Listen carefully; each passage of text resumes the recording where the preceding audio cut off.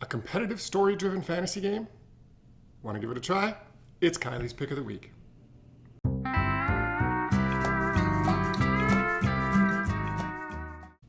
Hey everyone, it's Kylie here at Games Unlimited. This week I want to talk about a fairly unique game. It is a campaign-style fantasy game, but most of those tend to be cooperative. This one's actually competitive, and it plays 1 to 3 players. Interesting player count. But the reason it can do that is because it has tied an interesting narrative together where all 3 characters are intertwined in each other's stories in ways that they don't fully understand until the end of the game. That game is Destinies.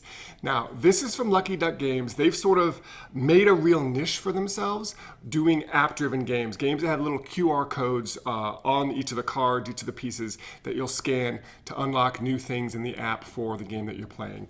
They have a really great kids one called Quest for the Moonstones that I've played recently and talked about. Destinies, definitely an adult fantasy, grim dark fantasy style game where you are going to choose a character. Now there are 5 different scenarios. Each scenario has a different cast of characters. So you and up to 2 friends will be able to play, up to 3 players. Each of you chooses a character. And you're going to have a little bit of backstory on that character that's known only to you. And you're going to choose one of 2 different destinies for that character, which are basically one of the 2 ways that you can trigger the end game. And often it's a binary choice like, do I want to go and do the good thing? Do I want to go and do the bad thing? Let me tell you right off the bat, I'm not going to give any spoilers for the game because there's a lot of really cool, interesting things. But in general terms, what's going to happen is each of you has your character. You know a little bit about that. From that point on, everything that happens in the game is open information. So when any player goes somewhere and does something, you're going to read from the app everything that happens. So there's nothing hidden, except the game does an exceptional job of making things sometimes only make sense to a certain character because of things they know. So I'll give you an example. I was playing and I went off into this snowy field and there was sort of a rather unhinged person out there plowing a snowy field, and he was talking in gibberish. There was some talk of demons. It didn't make any sense to me, but I looked at one of the other players on the table and I could tell they were like, I need to go talk to that person. They knew what sounded like gibberish to them, to me, made sense to them. So the game does this really cool thing that way. The way you play it is on your turn, you're just going to be able to take a couple actions. Similar to 7th Continent, you'll be placing out cards that create the map. So different locations you can go to. When you go to a location, you might place some characters there that you can interact with. Things you can do, go into houses, buy things at the shop, interact with various people. And like I said, everything you do is going to be open information. So when I talk to the village chief and I have some choices about what I want to say, everybody gets to hear that. So everyone's going to have that information. And occasionally you're going to make skill checks. I actually think one of the coolest things about the game, they've done something new and interesting with skill checks.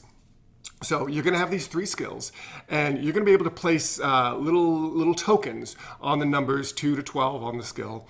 And so you might have a token on the 4, the 8, and the 9.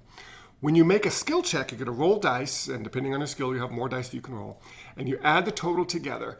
And every token you have below that number is a success. So if I have a token on the 5, the 8, and the 9, and I roll an 8, I will have gotten 2 successes because I have a token on the 8 and on the 4, which is below that, or the 5, which is below that. So whenever you level up a skill, you have to decide, do you want to take a token and move it down really far so you're guaranteed to get 1 success, or move some of those higher tokens down so you have a better chance of getting more than 1 success.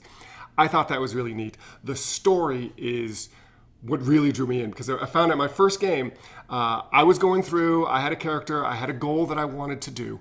Unbeknownst to me, my goal was actually at odds with one of the other players' goals. That player knew it. They could tell what I was trying to do, and they were trying to stop me in ways that I didn't realize because I was completely at odds with what they want to do. And when it all came to light, when the game was over and I realized what was going on, it was just one of those amazing aha moments where it's like, I didn't realize what I was doing, but the other player did and couldn't say anything about it. So I'm excited to play more of this one. There are 5 scenarios in the box. There are expansions that add more things. This is Destinies.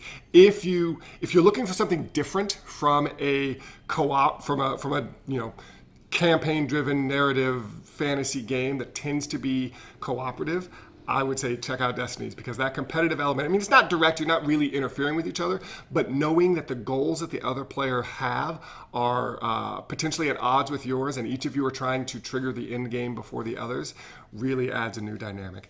That's Destinies. I'm Kylie at Games Unlimited. Come on down, pick up a copy, take it home, and unbox some fun.